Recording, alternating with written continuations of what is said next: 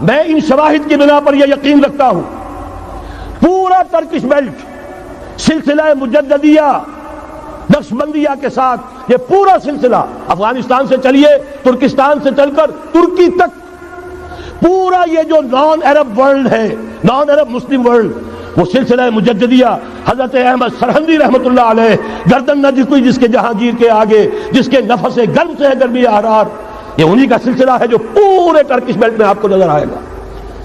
پھر شاہ ولی اللہ جیسا مفکر. بہرحال یہ تمام شواہد ہیں اور میرے لیے تو سب سے بڑے شواہد جو ہے اب وہ احادیث دیکھیے جو حضور نے بیان فرمائی. جب یہ مارکا گرم ہوگا ایک حدیث ہے حضور فرماتے ہیں ابن ماجہ کی روایت ہے حضرت عبداللہ ابن حارث رضی اللہ تعالی عنہ سے یخرج ناس من المشرق یوتئون للمہدی یعنی سلطان ہی. جب اس عالم عرب میں دیکھیے ایک بات میں عرض کر چکا ہوں بڑی تلخ بات ہے عالم عرب ہمارا بہتر حصہ ہے افضل حصہ ہے ان کو اللہ نے فضیلت ہم سے بہت زیادہ دی ہے. سب سے بڑی فضیلت کہ محمد خود صلی اللہ علیہ وسلم عرب تھے یہ رتبہ بلند ملا جس کو مل گیا. پھر مستقل فضیلت اللہ کا کلام ان کی زبان میں موجود ہے مادری زبان. لہذا اگر انہوں نے کوتاہی کی انہوں نے پیٹھ دکھائی بہت بڑے مجرم ہیں اس میں کوئی شک نہیں. اور یہی وجہ ہے یہ سارے ملاحب وہی ہونے ہیں. ایسی ایسی بھاری جنگیں حضور فرماتے ہیں اتنے لوگ ہلاک ہوں گے کہ پرندہ اڑتا چلا جائے گا اترنے کی جگہ نہیں ملے گی لاشیں ہی لاشیں ہوں گی. یہ شکل ہونے والی ہے. اور میں تو چونکہ ایک مضمون اور کتابچے کی شکل میں بھی شائع ہو چکا ہے جس میں کہ حضور کی اس حدیث کے حوالے سے میری امت پر بھی وہ سب کچھ وارد ہوگا جو سابقہ امت پر ہوا اسی کے حوالے سے عرض کر چکا ہوں. اگر اس صدی میں ہولوکاسٹ میں 60 لاکھ یہودی مارا گیا ہے کوئی اسی کا دوبارہ چربا جو ہے امت مسلمہ پر بھی آنے والا ہے. لیکن اس کے بعد پھر ان کے لیے فوجیں جائیں گی مشرق سے. وہاں جو امام ہوں گے جو بھی ان کو لیڈ کر رہے ہوں گے حضرت مہدی. یہ تصور ذہن میں رکھیے ہمارے مابین اور عیسائیوں کے مابین حضرت مسیح کی ذات مشترک اگرچہ ان کا یہ عقیدہ ہے کہ وہ سولی دیے گئے فوت ہو گئے معاذ اللہ ثم معاذ اللہ پھر زندہ ہو کر آسمان پر گئے پھر آئیں گے. ہم کہتے ہیں نہیں وہ سولی دیے ہی نہیں گئے وہ زندہ آسمان پر اٹھائے گئے واپس آئیں گے. گویا کہ بہت حد تک اشتراک ہے لیکن ایک اختلاف بھی ہے. اسی طرح حضرت مہدی کے بارے میں شیعہ اور سنی تصورات میں اتفاق بھی ہے اختلاف بھی ہے. یقیناً امت مسلمہ امت عرب مجھے تو اقبال کا وہ شعر یاد آتا ہے خون اسرائیل آ جاتا ہے آخر جوش میں توڑ دیتا ہے کوئی موسیٰ طلسم سامری. تو کیا خون اسماعیل جوش میں نہیں آئے گا؟ حضرت اسماعیل کی نسل میں حضور اور حضور کی صاحبزادی حضرت فاطمہ رضی اللہ تعالی عنہا. حضور نے فرمایا میری اس بیٹی کی نسل میں اللہ تعالیٰ ایک شخص کو اٹھائے گا جو اس وقت مسلمانوں کی قیادت کرے گا. یہ چیز ہمارے اور اہل تشیع کے مابین مشترک. فرق یہ ہے وہ سمجھتے ہیں کہ ان کے 12ویں امام کہ جو آج سے 1200 برس قبل روپوش ہو گئے تھے وہ ظاہر ہوں گے. ہمارے نزدیک نہیں.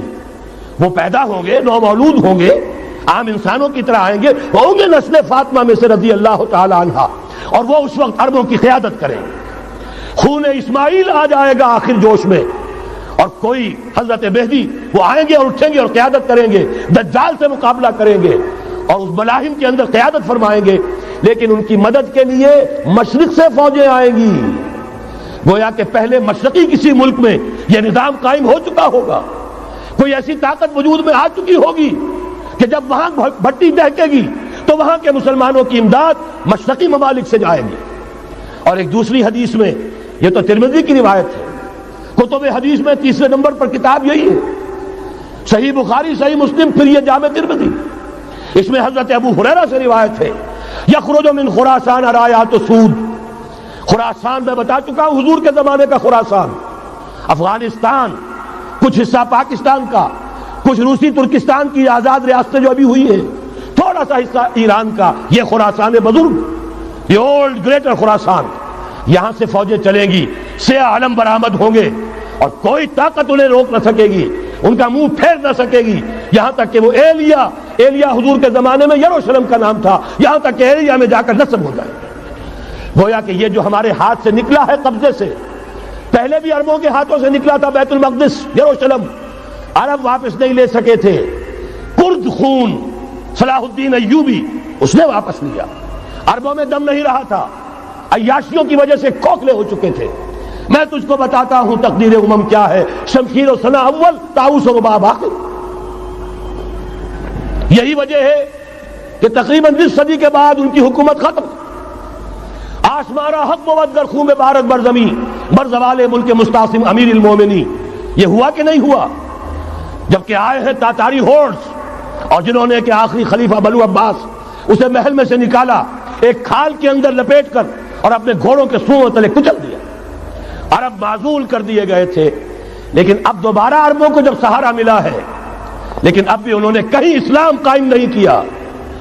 کوئی روس کا غلام رہا، کوئی امریکہ کا غلام رہا، کسی نے اس کا ساتھ دیا، کسی نے اس کا ساتھ دیا۔ تہذیب ہے تو مغربی، تمدن ہے تو مغربی، وضع میں تم ہو نصارہ تو تمدن میں ہنود۔ یہ مسلمان ہیں جنہیں دیکھ کے شرمائے یہود۔ یہی معاملہ جب ان کا ہوا تو اب اللہ تعالیٰ کی طرف سے ان کے اوپر وہ عذاب کی بھٹی گرم ہونے والی ہے۔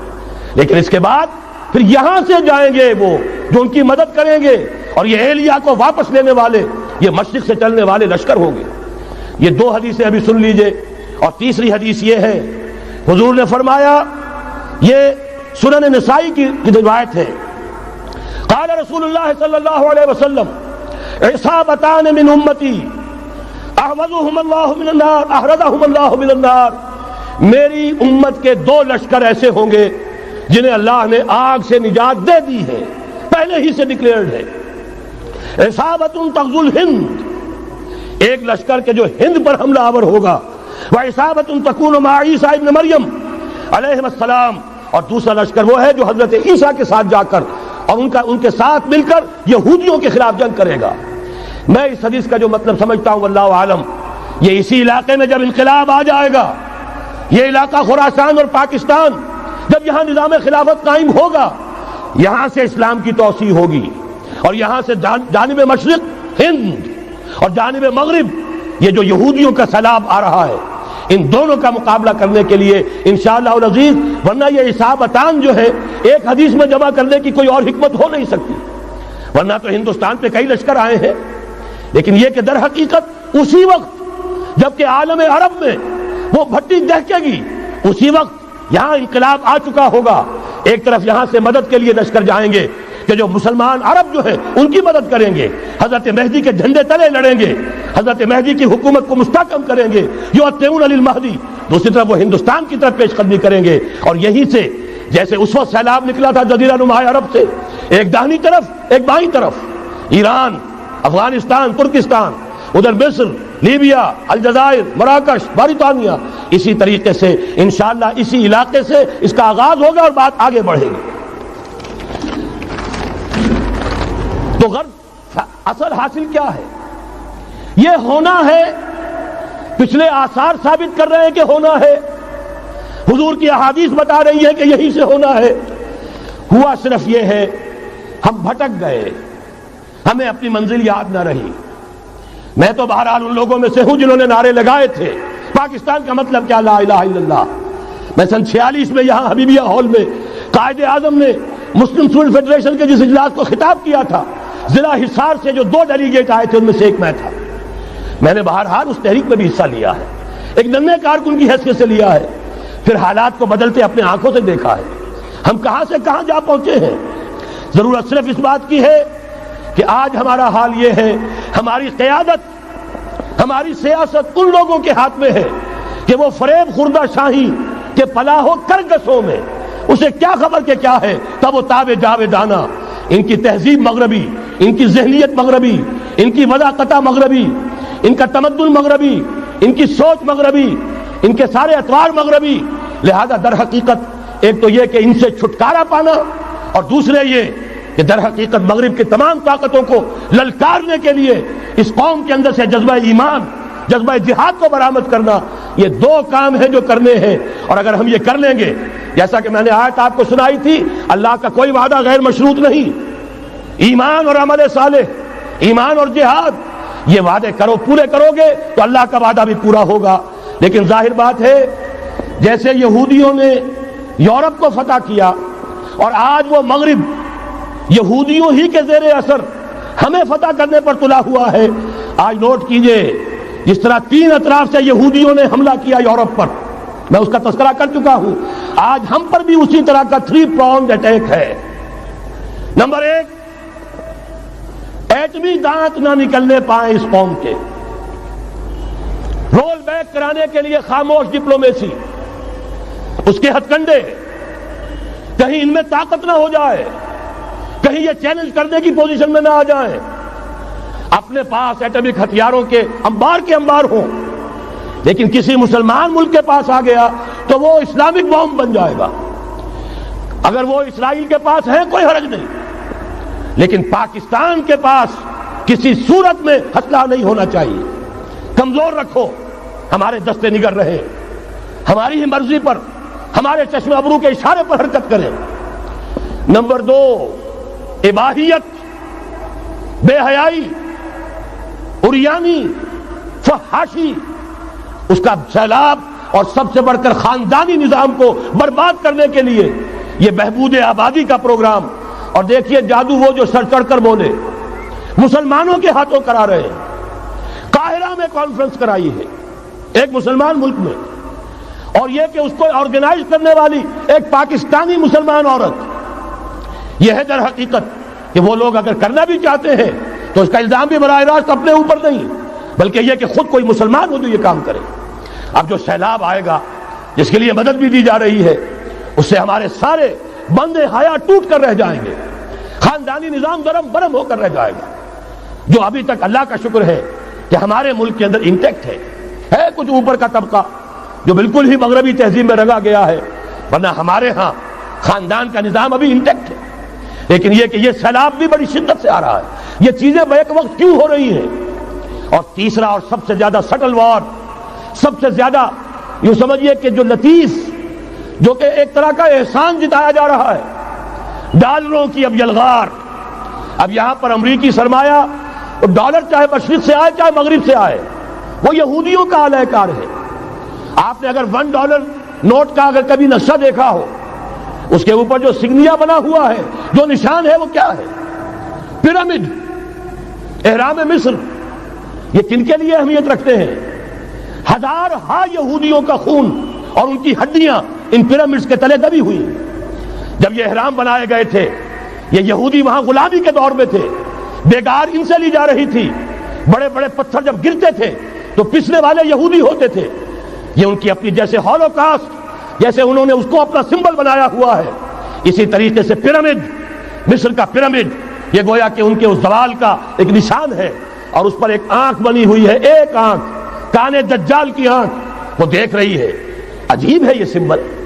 نیچے لکھا ہوا ہے نووس آرڈو سکلورم، اور یہ در حقیقت 1776 جو نیچے لکھا ہوا ہے وہ رومن حروف کے اندر، یہ 1776 ہے جو میں بتا چکا ہوں، آرڈر آف ایلومیناٹی وساپ نے قائم کیا تھا۔ عام دنیا یہ سمجھتی ہے کہ شاید یہ امریکہ کا یوم آزادی ہے، سن آزادی ہے۔ 1 مئی، اس آرڈر آف ایلومیناٹی کی تاسیس 1 مئی کو ہوئی ہے۔ یہ 1 مئی جو منایا جاتا ہے، دھوکہ یہ دیا گیا ہے کہ یہ شکاگو کے جو مزدور ہیں ان کی یادگار ہے۔ حقیقت میں یہ 1 مئی اور 1776 آرڈر آف دی ایلومیناٹی کی تاسیس کی تاریخ ہے۔ یہ تمام معاملہ سمجھ لیجئے۔ ڈالر در حقیقت ہم نے ابھی تازہ ندائے خلافت میں نعیم صدیقی صاحب کی نظم شائع کی ہے، 45 برس بلکہ شاید اس سے بھی زیادہ عرصے کی پرانی نظم ہے جو ہم نے شائع کی ہے۔ ڈالر میرے اس دیش کو ناپاک نہ کرنا، اور میں تو انہیں داد دیتا ہوں، جو کچھ انہوں نے، شاعر کہتے ہیں اس کو جو صاحب شعور ہے، اس صاحب شعور نے جو مشاہدہ کیا ہے کہ ڈالر آئے گا تو کیا آئے گا ہمارے ہاں، اس کے پوری داستان اس تازہ ندائے خلافت میں ہم نے نہ معلوم کہاں سے اس کو کھود کر نکلوایا ہے۔ ہم ان کا احسان مانتے ہیں کہ انہوں نے اپنی یہ پرانی نظم، اب ان کی جماعت تو سب بھول بھال گئی ان چیزوں کو، اسی لیے وہ اسے تج کر باہر بھی اب آ گئے۔ بہرحال ہمیں تو ان کی ایک ایک چیز جو ہے، مجھے تو وہ شعر آج کا اگر آپ نے جنگ کا میرا کالم پڑھا ہو، میری تو فکر کے اندر رچ بس گیا ہے۔ پاکستان کے بارے میں جب کہا تھا، اے آندھیوں سنبھل کے چلو اس دیار میں، امید کے چراغ جلائے ہوئے ہیں ہم، ہماری امیدوں کے چراغ ہے یہ، اسلام کا گہوارہ بننے والی ملک ہے یہ، اس کو ہم نے قائم کیا تھا اسلام کے لیے۔ یہ آندھیاں نہ چلیں، اس ملک کو ہم نے اسلام کے چراغ جو ہے ہم نے اس میں روشن کیے ہوئے ہیں، اے آندھیوں سنبھل کے چلو اس دیار میں، امید کے چراغ جلائے ہوئے ہیں ہم۔ بہرحال یہ تیسرا سیلاب ہے، ننگی سرمایہ داری، جس کی پھر لعنتیں ہوتی ہیں، ایک طرف فقر، ایک طرف احتیاج، ایک طرف بھوک، ایک طرف دولت کے انبار۔ پہلے بھی ہمارے ہاں فرق کم نہیں ہے، لیکن اب جو ہوگا اگر یہ بات پوری ہو گئی تو وہ ننگی سرمایہ داری، اور سرمایہ داری ہی در حقیقت یہود کا سب سے بڑا ہتھ کنڈا ہے۔ یہ بینکنگ کا نظام، یہ سارا کا سارا سودی نظام، یہ آئی ایم ایف، یہ ورلڈ بینک، یہی تو ان کے سب سے بڑے ادارے ہیں۔ تو واقعہ یہ ہے کہ تین طرف سے ہم پر حملہ ہو رہا ہے۔ اور یہ سود کے بارے میں کیا کہا تھا اقبال نے؟ ادربا آخر چمی زائد فتن، اس سود کے ام الخبائث کے پیٹ سے سوائے فتنوں کے اور کیا برآمد ہو سکتا ہے؟ کس نہ داند لذت قرض حسن، کسی کو قرض حسنہ کی لذت یاد نہیں رہی، بغیر سود کے قرض دو۔ تمہارے پاس فاضل رکھا ہوا ہے، کسی بھائی کو دو کہ وہ اپنی معاشی گاڑی کا پہیہ چلا لے، پھر اصل واپس لے لینا۔ اگر اتنی ہمت نہیں ہے کہ ان تصدقوا فهو خیر لکم، صدقہ ہی کر دو تو سب سے اچھا ہے، دے ہی ڈالو اپنا فاضل سرمایہ۔ یسألونک ماذا ينفقون قل العفو، مت رکھو اپنے پاس، یہ گندگی ہے۔ لیکن اگر بڑے ہی کم ہمت ہو تو کم سے کم قرض حسنہ دو، اپنی اصل رقم واپس لینا۔ کس نہ داند قرضت لذت قرض حسن، اضربا جاں تیرا دل چو خشت و سنگ، اس لیے کہ سود کے ذریعے سے انسان کے اندر تاریکی پھیل جاتی ہے، دل جو ہے اینٹ کے مانند، پتھر کے مانند سخت ہو جاتا ہے، کٹھور۔ ثم قست قلوبکم فہی کالحجارۃ او اشد قسوہ، آدمی درندہ بے دندان و چنگ، اور انسان بغیر اس کے کہ بھیڑیوں والے دانت ہوں اور بھیڑیوں والے پنجے ہوں، بھیڑیا بن جاتا ہے۔ بہرحال اب کرنے کا کام کیا ہے اس کو سمجھیے۔ اس پوری صورتحال کا میں نے آپ کے سامنے نقشہ پیش کر دیا۔ ایک طرف مغرب سے نیو ورلڈ آرڈر، جو جیو ورلڈ آرڈر ہے، اس وقت کی سپریم پاور آن ارتھ امریکہ کی سرپرستی میں بڑی تیزی کے ساتھ حملہ آور ہے۔ دوسری طرف وَمَكَرُوا وَمَكَرَ اللَّهُ وَاللَّهُ خَيْرُ الْمَاكِرِينَ، اللہ کو پامردی مومن پہ بھروسہ، ابلیس کو یورپ کی مشینوں کا سہارا۔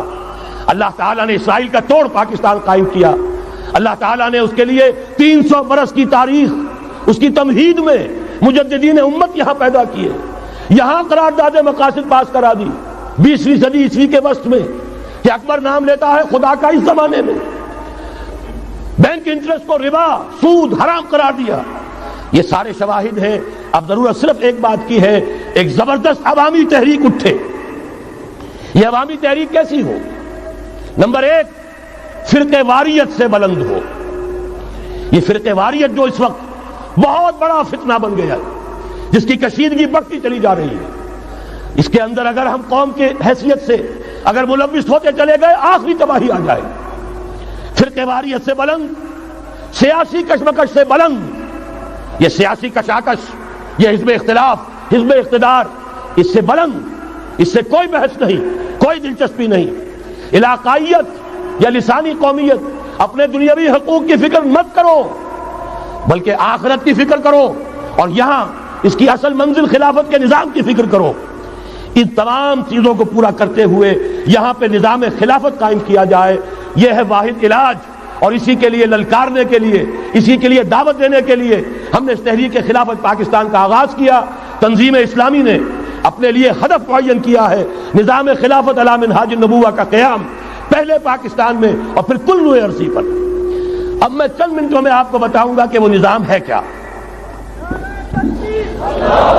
دیکھیے، اس موضوع پر میں پاکستان کے تقریباً تمام بڑے شہروں میں اکثر جگہ 3 دن 2 گھنٹے کی تقریر کر چکا ہوں۔ سیاسی نظام کیا ہے، معاشی نظام کیا ہے، سماجی نظام کیا ہے، خلافت اب قائم ہوگی، جو بہرحال 1400 برس قبل کی خلافت اور آج کی خلافت، وقت کے دریا میں بہت سا پانی گزر گیا ہے، اصول وہی کے ہوں گے، فنڈامنٹل وہی کے ہوں گے، تفصیلی خاکہ بنے گا اس زمانے کے تقاضوں کے مطابق۔ تو میرے وہ تقریریں ویڈیو کی شکل میں، آڈیو کی شکل میں، اردو میں، انگریزی میں، شکاگو میں 20 گھنٹے کا پروگرام پچھلے سال ریکارڈ کرا کے آیا۔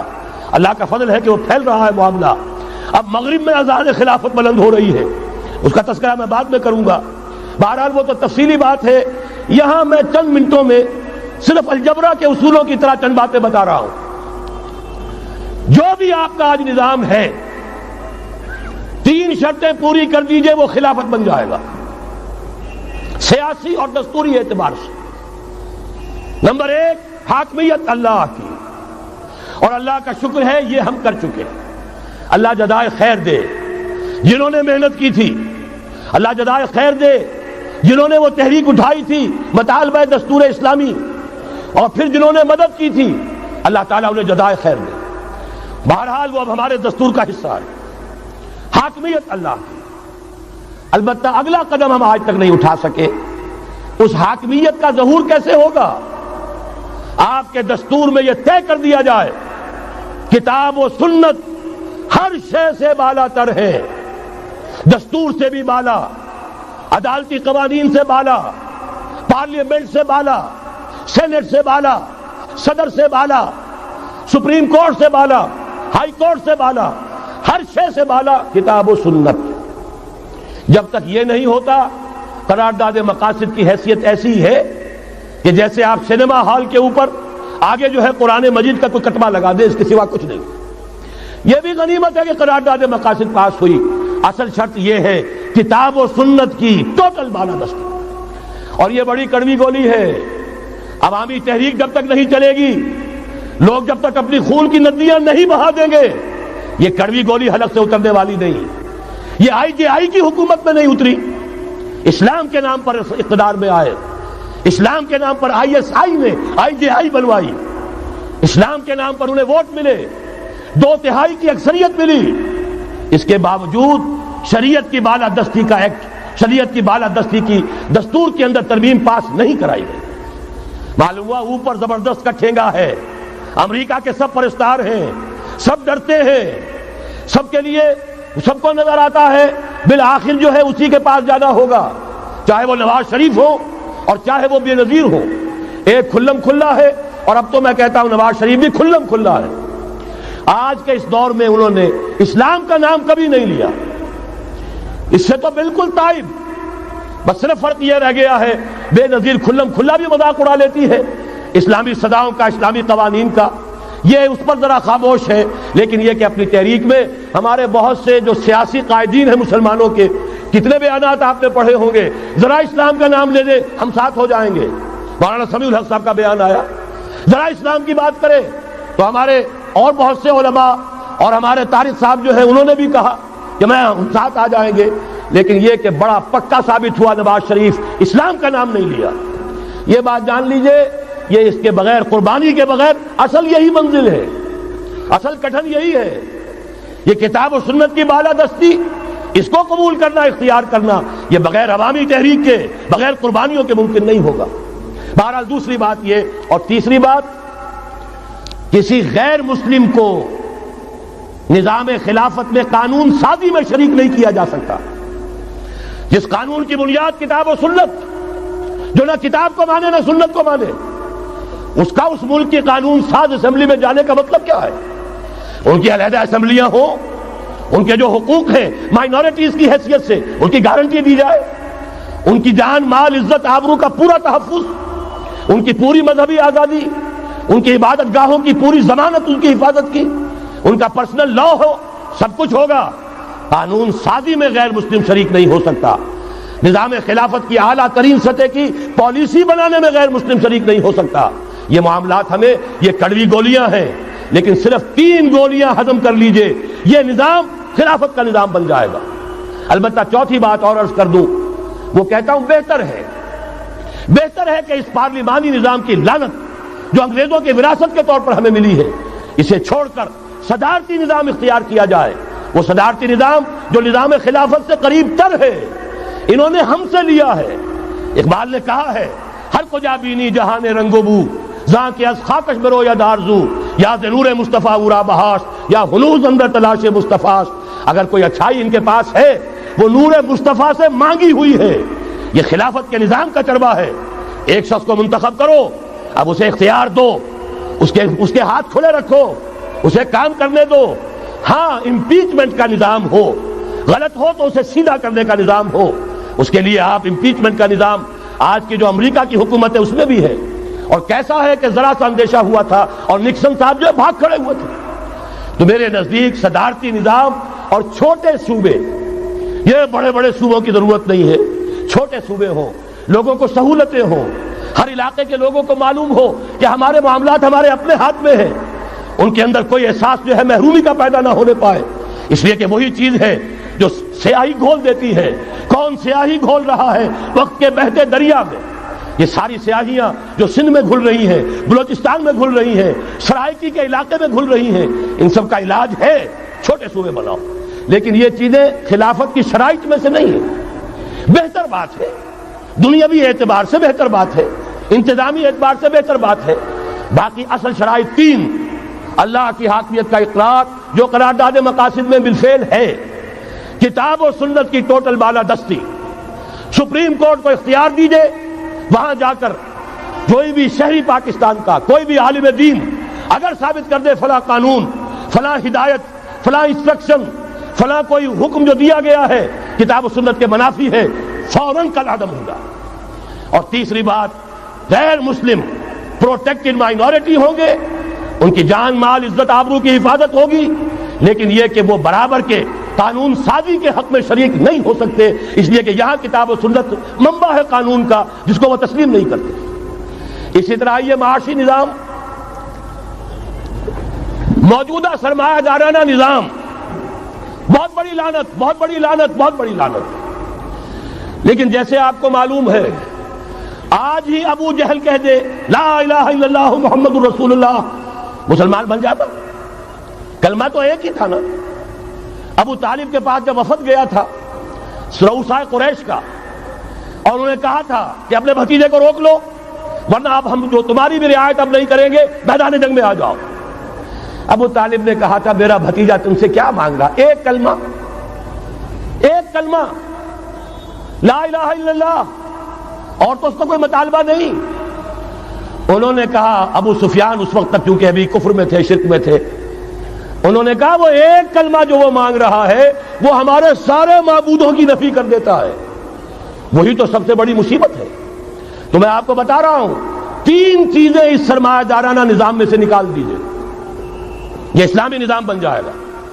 تفصیل میں جانے کا موقع نہیں ہے، میں فارمولہ دے رہا ہوں. تفصیل میں نے عرض کیا، میرے کیسٹ سے کتابیں ہیں، وہ خطبات خلافت اب کتابی شکل میں بھی آ جائیں گے.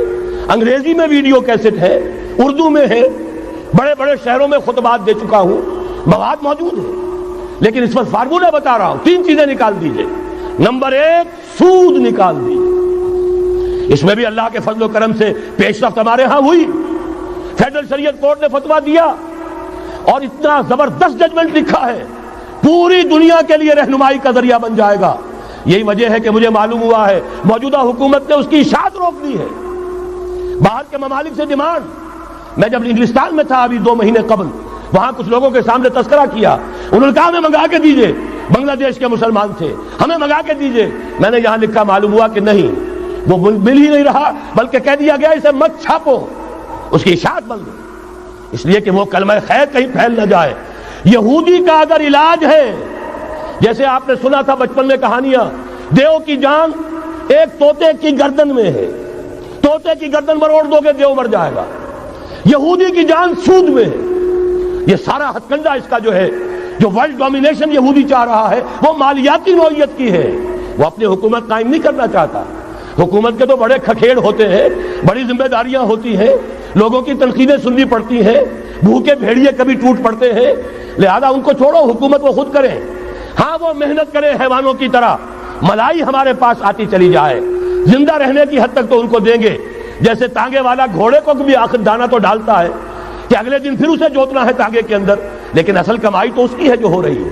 صرف یہ مالیاتی نظام اور اس کا ایک ہی لفظ کے اندر توڑ ہے، سود ختم اور یہود کی گویا کہ جان نکل جائے گی. یہی وجہ ہے جیسے ہی فیڈرل شریعت کورٹ کا فیصلہ آیا تھا، وہ جو کوئی چیزیں پائپ کے اندر پڑی ہوئی تھی مدد کی، وہ بھی روک لی گئی.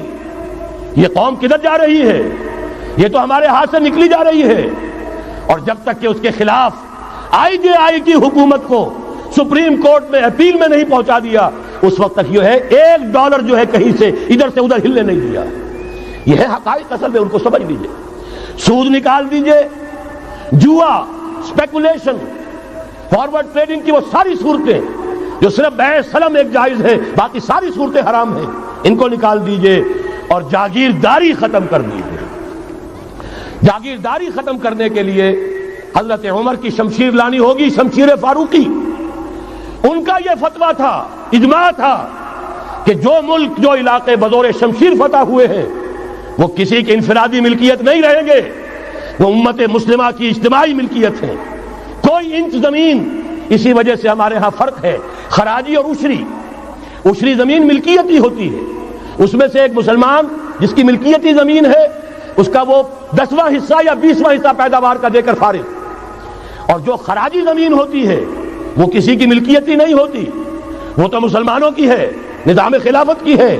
جو کام کر رہا ہے چاہے مسلمان ہو چاہے غیر مسلم ہو، وہ کاشت کرے گا، آدھا اس کا ہے، آدھا ریاست کا ہے، بیت المال کا ہے۔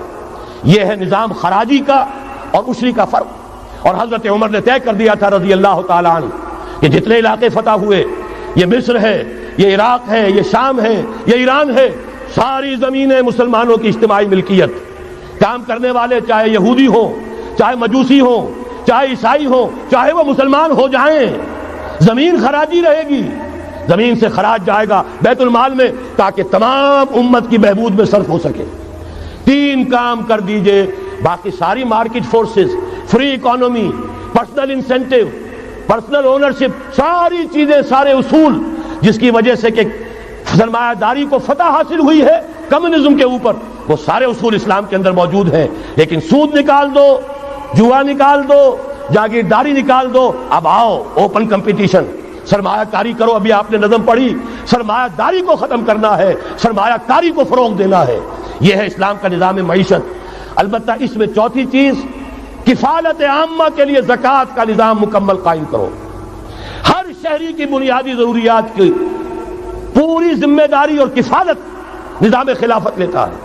یہاں پھر میں مجبور ہوں کیا کروں، لیکن جب چھڑ گیا قیامت کا، بات پہنچی تیری جوانی تک، خلافت کا تذکرہ ہو اور حضرت عمر کا ذکر نہ آئے، ناممکن۔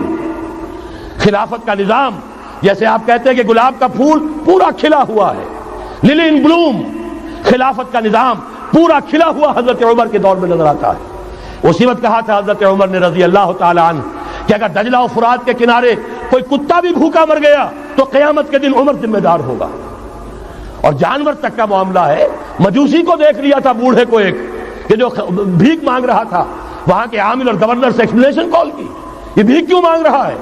جب یہ جوان تھا، کام کر سکتا تھا، تم اس سے جزیہ لے رہے تھے، اب یہ بوڑھا ہو گیا ہے، کما نہیں سکتا، تم نے اسے بھکاری بنا دیا ہے، اس کا وظیفہ مقرر کرو۔ ظاہر بات ہے غیر مسلم ٹیکس دیں گے، مسلمان زکوٰۃ دیں گے، مسلمانوں کے لیے زکوٰۃ سے کفالت عامہ ہوگی، غیر مسلموں کے ٹیکسوں کے ذریعے سے۔ وہی نظام جو آج یورپ میں ہے، اسکینڈینیوین کنٹریز میں ہے، برطانیہ میں ہے، ان امپلائمنٹ الاؤنس ہے، یا یہ کہ اور ویلفیئر کا نظام ہے، لیکن اسلام کا مکمل ترین ویلفیئر نظام زکوٰۃ کے تحت ہے، اور اس میں گارنٹی ہے ہر شہری کی بنیادی ضروریات انڈر ریٹن، ان کی ذمہ داری ریاست کے ذمہ۔ حضرت عمر ہی کا زمانہ تھا کہ لوگ اپنی زکوٰۃ لے کر پھرتے تھے، لینے والا کوئی نہیں ہوتا تھا۔ اس کا بھی میں مسئلہ آپ کو سمجھا دینا چاہتا ہوں۔ میں نے تو عرض کیا تھا، میں تو مدرس ہوں، عوامی مقرر نہیں ہوں، میں تو چاہتا ہوں آپ چیزیں سمجھ کر اور ان کا علم آپ کا جو ہے حاصل کر کے اٹھیں، لوگوں کو پھر پہنچائیں۔ یہ کیسے ہو گیا جبکہ زکوٰۃ جو ہے وہ تو اسلامی ریاست میں نظام خلافت میں حکومت لیتی ہے، پھر کیسے ہو گیا کہ لوگ اپنی زکوٰۃ لے کر پھر رہے، لینے والا کوئی نہیں؟ اس کو بھی جان لیجئے، جیسے زمین کی 2 قسمیں میں نے بیان کی، خراجی اور عشری، ایسے ہی زکوٰۃ کے قابل جو مال ہے اس کی بھی 2 قسمیں ہیں۔ اموال باطنہ، گھروں میں رکھی ہوئی کوئی نقدی ہے، کوئی زیور ہے، کوئی اور ایسی چیزیں ہیں، یہ اموال باطنہ کہلاتی ہیں۔ اس کی زکوٰۃ جبراً حکومت نہیں لے گی۔ اگر اس کی زکوٰۃ جبراً حکومت لے تو گھروں کی تلاشیاں لینی پڑیں گی، جا کے تکیے پھاڑ پھاڑ کے دیکھنے پڑیں گے کہ کہیں کچھ رکھا ہوا تو نہیں ہے۔ یہ معاملہ مسلمانوں کی ان کی اپنی نیت پر، ایمان پر، اللہ کے ساتھ ان کے خلوص و اخلاص پر چھوڑ دیا۔ ہاں اموال ظاہرہ، دکان میں 5 لاکھ کا مال پڑا ہے، 2.5% دے دو، گودام میں 10 لاکھ کا مال پڑا ہے، 2.5% دے دو، تمہارا کارخانہ ہے بہت بڑا، اس کی زمین معاف، بلڈنگ معاف، مشینری معاف، ٹولز معاف، لیکن جو سرمایہ چل رہا ہے چاہے وہ خام مال پڑا ہے چاہے فنشڈ، ٹوٹل کی مالیت کے اوپر 2.5% دے دو. یہ ہے زکوٰۃ جس کو بدنام کیا ضیاء الحق صاحب نے. صرف سود جو ہے، سود والا جو صرف بینکوں کے اندر ڈپازٹ ہے اس سے 2.5% لے کر اسے زکوٰۃ قرار دے دیا. حالانکہ وہ تو کچھ زکوٰۃ نہ ہوئی، سود کا کمیشن ہوا، اس کے سوا کچھ بھی نہیں. زکوٰۃ تو یہ ہے کہ ہر دکاندار، اور مجھے یقین ہے مسلمان دے گا، آپ اسے انکم ٹیکس جیسے لعنتی ٹیکس سے نجات دیجئے جس نے اسے جھوٹ بولنے پر مجبور کیا ہوا ہے. یہ لعنتی ٹیکس ہے در حقیقت کہ جس نے ہر شخص کو جھوٹا بننے پر مجبور کر دیا ہے. ان کو ختم کریں. زکوٰۃ تو مسلمان اپنے ایمان کے تقاضے پر دے گا، اور وہ دے گا اور خوشی سے دے گا.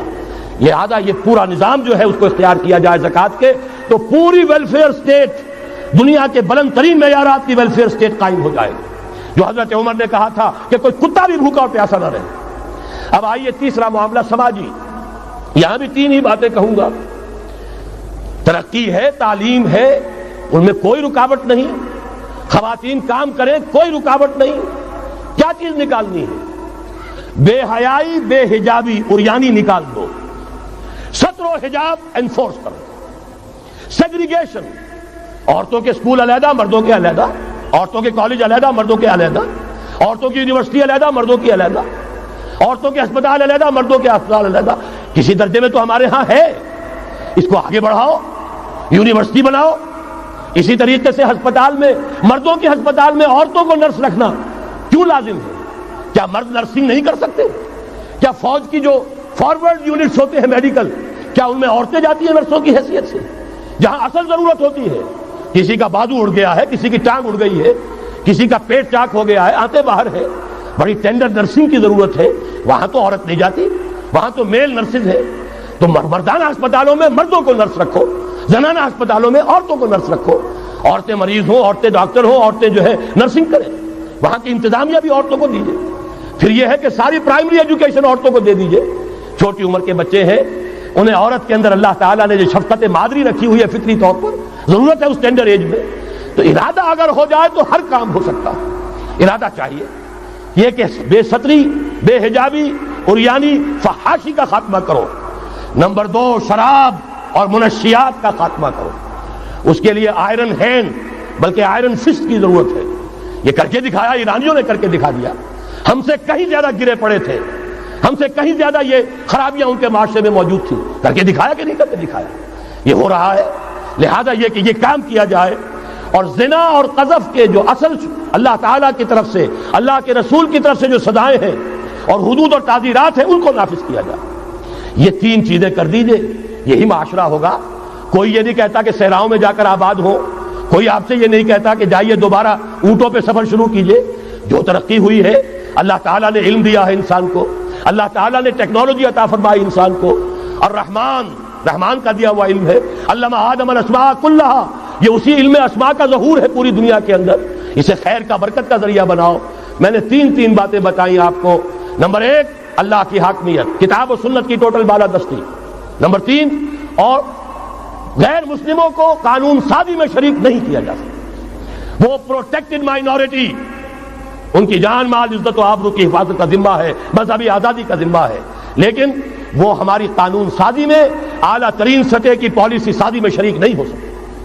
نمبر 2، یہی سارا نظام، یہی سرمایہ کارانہ نظام، سرمایہ دارانہ نظام کو 3 چیزیں نکال دیں گے، وہ سرمایہ دارانہ نہیں رہے گا، سرمایہ کارانہ ہو جائے گا. یہ سرمایہ کارانہ نظام، سود نکال دو، جوا نکال دو، جاگیرداری ختم کر دو، یہی رحمت ہو جائے گی. اللہ کی ربوبیت عامہ، ربوبیت کاملہ کے آپ کو منظر نظر آئیں گے. جاگیرداری کا خاتمہ کر دیجئے. اسی طریقے سے بے حجابی، فحاشی، عریانی.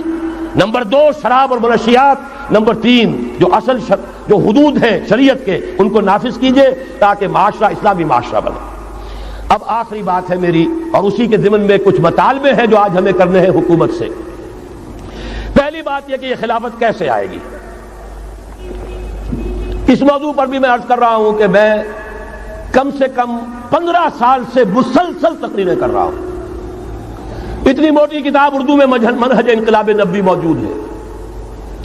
اس کے موضوع پر انگریزی میں کیسٹ، اردو میں cassette, video cassette, audio cassette, میری طرف سے مواد پورا موجود ہے. پہلا مرحلہ کیا ہے؟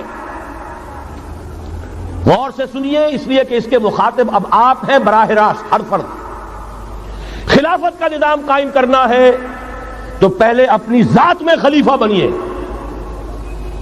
اللہ نے آپ کو ایک جسم دیا ہے، زبان دی ہے، آنکھیں دی ہیں، کان دیے ہیں، یہ سب آپ کے پاس اللہ کی امانت ہیں، ان پر اللہ کی حکومت قائم کی۔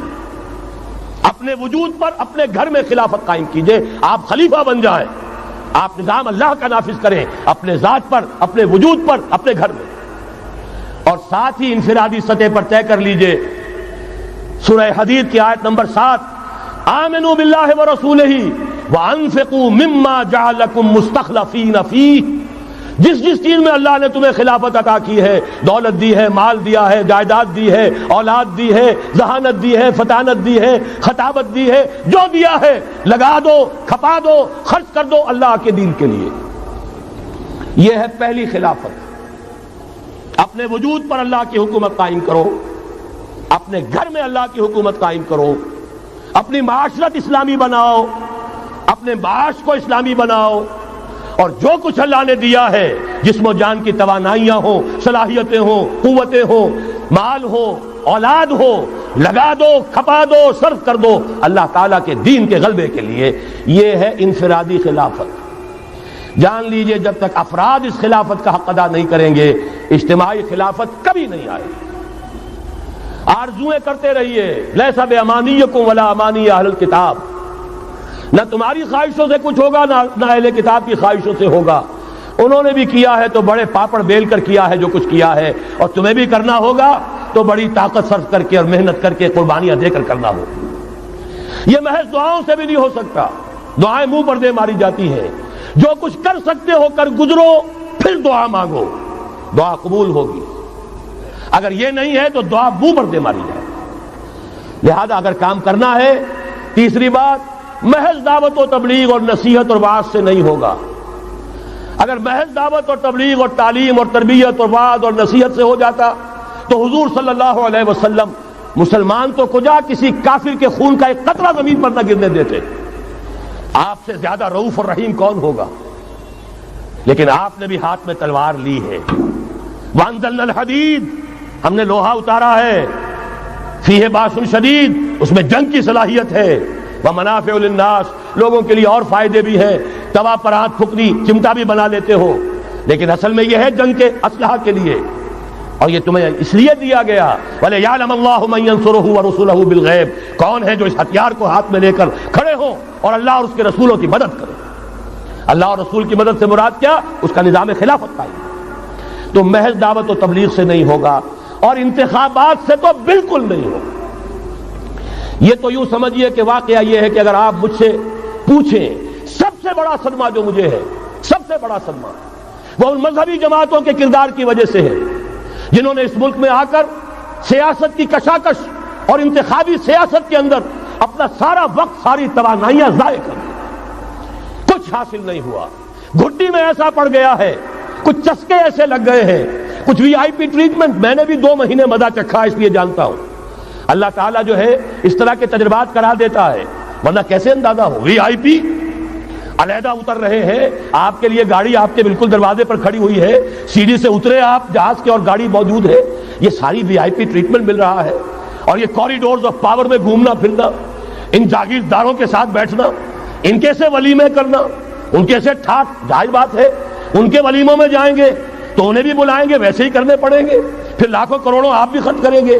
یہ ساری لعنتیں جو آئی ہیں مذہبی جماعتوں کے اندر، یہ صرف اس انتخابی سیاست کی وجہ سے۔ میں بڑے صدمے سے عرض کر رہا ہوں، واقعہ یہ ہے میرے نزدیک اس ملک میں اسلام کے نہ آنے کا پہلا مجرم مسلم لیگ نہیں ہے، پہلی مجرم وہ جماعتیں ہیں جنہوں نے اپنا سارا وقت انتخابی سیاست میں اور اقتدار کی کشاکش میں صرف کر دیا۔ مسلم لیگ کا بہت بڑا احسان، قائد اعظم کا بہت بڑا احسان، انہوں نے آپ کو ملک لے دیا۔ اس سے زیادہ کا نہ ان کا دعویٰ تھا، نہ ان سے توقع ہو سکتی تھی۔ پیر جماعت علی شاہ نے یہ کہا تھا، میں ان کے قول کا بہت بڑا قائل ہوں، ان کی ذہانت اور فطانت کا۔ جب ان سے کہا گیا ہے رحمت اللہ علیہ کہ آپ اتنے بڑے، آپ مقتدا ہیں، مرشد ہیں، اتنی بڑی روحانی شخصیت ہے، ایک داڑھی مولے کے ہاتھ پر بیعت کر لی آپ نے، اشارہ تھا قائد اعظم کی طرف۔ حضرت پیر جماعت علی شاہ رحمۃ اللہ علیہ نے فرمایا بھائی میں نے اس کے ہاتھ پر بیعت نہیں کی، میرا تو مقدمہ ہے، ایک قومی مقدمہ ہے ہندو قوم کے ساتھ، اور مجھے اس مقدمے کے لیے ایسا وکیل چاہیے جس میں دو وصف موجود ہو، مہارت پوری ہو، قانون کو جانتا ہو، ماہر ہو، اور دوسرے یہ کہ بکنے والا نہ ہو۔ میں نے اپنے قومی مقدمے کے لیے وکیل کیا ہے محمد علی جناح۔ ظاہر بات ہے 100% بات صحیح، اور ان کے اس کردار کو دشمنوں نے مانا، نہرو نے، گاندھی نے، ان کے بڑے بڑے دشمنوں نے مانا۔ یہ شخص جو کہتا ہے he means what he says، یہ جو کہتا ہے وہی اس کے دل میں ہوتا ہے، اس کے ہاں کوئی ہیر پھیر نہیں ہے۔ بہرحال انہوں نے ملک لے دیا، یہ بہت بڑا احسان۔ آگے کام تھا رجال دین کا۔ رجال دین یا تو لگے رہے صرف اپنے مدرسوں میں اور خانقاہوں میں، تبدیلی کا احساس ہی نہیں ہوا کہ کتنا بڑا انقلاب آ گیا ہے، اب ہم انگریزی دور میں نہیں ہیں، اب یہ ایک مسلمانوں کی حکومت بن گئی ہے، اب تو توانائی ہونی چاہیے اس کو اسلامی بنانے کے لیے۔ اور جو جماعتیں چلی گئی انتخابات میں، واقعہ یہ ہے کہ سب سے گھناؤنا کردار، اور اس ملک میں اسلام کے آنے میں جو بھی رکاوٹ رہی ہے، سب سے بڑا فیصلہ کل رکاوٹ کا معاملہ ان مذہبی جماعتوں کا کردار۔ اس سے ہٹ کر کیا کرنا ہے، میں نے عرض کیا پہلے، اور یہ میں آپ سے کہہ رہا ہوں، خدا کے لیے سوچئے، آج کی رات جا کر سوچئے، خلیفہ بننا ہے اپنی ذات میں، اپنے وجود پر خلافت قائم کیجئے، اپنے گھر میں خلافت قائم کیجئے، توبہ کیجئے اللہ کی جناب میں، یا ایھا الذین آمنوا توبوا الی اللہ توبۃ نصوحا، بڑے خلوص کے ساتھ توبہ کیجئے، اپنی معاشرت کو، معیشت کو درست کیجئے، اور یہ کہ اپنا تن من دھن، ان صلاتی و نسکی و محیای و مماتی للہ رب العالمین، اس کا فیصلہ کیجئے۔ یہ پہلا مرحلہ ہے بڑا کڑوا، بڑا بھاری، لیکن یہ بھی میں آپ سے عرض کر دوں، جو ارادہ کر لے اس کے لیے بہت آسان، اللہ تعالیٰ کی مدد آتی ہے۔ تم کرو ہمت، توفیق ہم دیں گے، تم کرو فیصلہ، تحصیل ہماری طرف سے ہوگی، آسانی ہماری طرف سے ہوگی۔ فَسَنُيَسِّرُهُ لِلْيُسْرَىٰ، آسانی کے لیے آسان کرتے چلے جائیں گے۔ جو پہاڑ نظر آتے ہیں شروع میں، معلوم ہوتا پہاڑ نہیں، ریت کے ٹیلے تھے، ہمارے قدموں تلے بکھر کر رہ گئے ہیں۔ کر کے دیکھیے، ارادہ کیجئے، عزم کیجئے، طے کیجئے، ان صلاتی و نسکی و محیای و مماتی للہ رب العالمین، اور میرے پاس جو کچھ ہے وہ میرے خدا کا ہے، مجھے اسی کے لیے صرف اپنی زندگی کا تار برقرار رکھنے کے لیے جو ناگزیر ضرورت ہے وہ پوری کرو، باقی لگا دو، کھپا دو۔ آمنوا باللہ ورسولہ وانفقوا مما جعلکم مستخلفین فیہ، جس چیز میں خلافت دی ہے خرچ کر دو۔ دوسرا مرحلہ، یہ خلفاء، ابھی انصاری صاحب نے وہ آیت آپ کو سنائی تھی، ثم جعلناکم خلائف، خلائف جمع ہے خلیفہ کی، ہر مسلمان خلیفہ ہے، یہ سمجھ لیجیے اچھی طرح۔ وہ تو صرف یہ ہے کہ جیسے یہ جو کافرانہ نظام ہے جمہوریت کا، جو مادہ پرستانہ انسانی حاکمیت کی بنیاد پر، اس میں بھی ہر شہری حاکم ہوتا ہے، اپنے ووٹ کے ذریعے سے وہ اپنی حاکمیت کا اختیار منتقل کرتا ہے، وہ نمائندہ بن کر آتا ہے، گویا کہ انہوں نے اپنی حاکمیت ڈیلیگیٹ کی ہے اس شخص کو، اس صدر کو، چاہے وہ بش تھا اور چاہے وہ کلنٹن ہے، ورنہ حاکمیت تو پاپولر ہے، عوام کی ہے۔ اسلام میں خلافت عوام کی ہے، لیکن عوام مسلمان جو اللہ کو ماننے والے ہیں ان کی خلافت ہے، اور ان کی خلافت پہلے وہ اپنی ذات میں خلیفہ بنیں گے، پھر اپنی خلافت کا ایک حصہ ایک خلیفہ کو منتقل کریں گے۔ جب تک خلافت نہیں ہوتی ایک جماعت کے امیر کو منتقل کریں گے وہی حصہ۔ علیکم بالجماعہ، طاقت بنو، قوت بنو، علیکم بالجماعہ، ید اللہ علی الجماعہ، اللہ کی تائید، اللہ کی نصرت، اللہ کی طرف سے برکت جماعت پر آتی ہے، افراد پر نہیں آتی۔ جمع ہو جاؤ۔ حضرت عمر نے تو جو اثر نقل فرمایا وہ آخری درجے کا ہو سکتا ہے، لا اسلام الا بالجماعہ، ولا جماعہ الا بالامارہ، ولا امارہ الا بالسماع، ولا سماع الا بالاطاعہ۔ اسلام ہے ہی نہیں جماعت کے بغیر، اور جماعت نہیں ہے امارت کے بغیر، امارت بغیر اس کے بغیر نہیں ہو سکتی کہ ان کا حکم سنو، اور سننے کا کچھ حاصل نہیں جب مانو نہ۔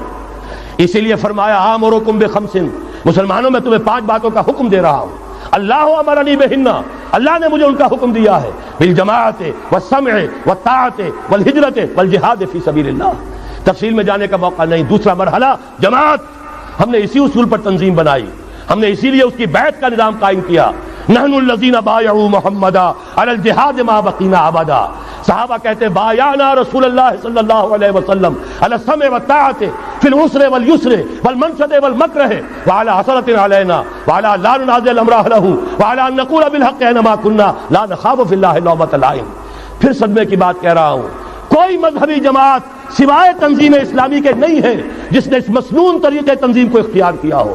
اللہ کا شکر ادا کرتے ہوئے کہہ رہا ہوں، تحدیثاً للنعمہ کہہ رہا ہوں، اس بیعت کی سنت کو تازہ کیا ہم نے، جماعت بنائی ہم نے۔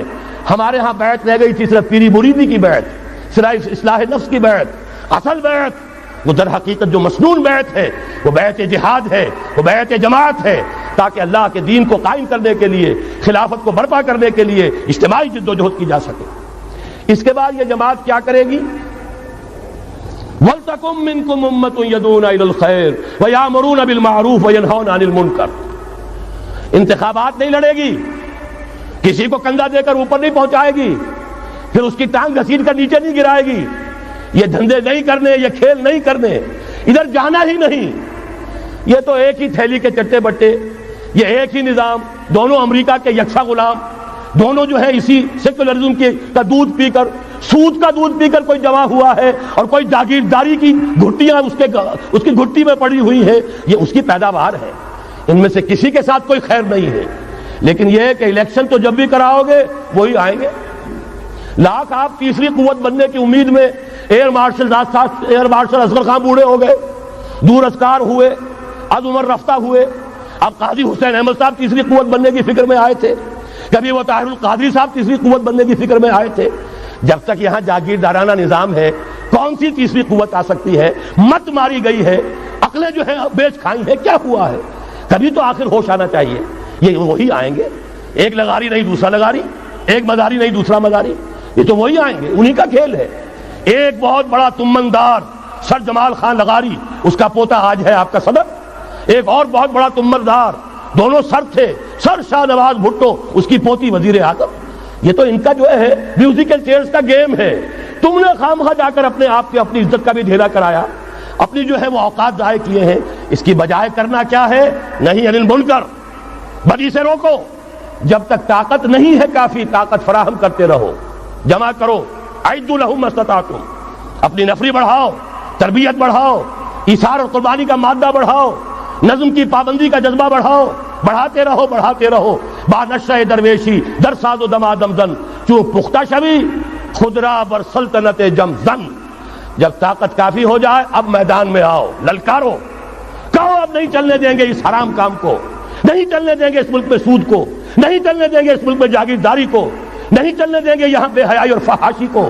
گھیراؤ کریں گے، پکیٹنگ کریں گے، کسی کی جان اور مال کو نقصان نہیں پہنچائیں گے، اداروں کا گھیراؤ ہوگا، ان تمام چیزوں کی برائیوں کا استحصال ہوگا۔ پھر گولیاں چلے سینوں پر کھائیں گے، اللہ وہ دن لائے اور ہمیں اس کے لیے اہل بنائے۔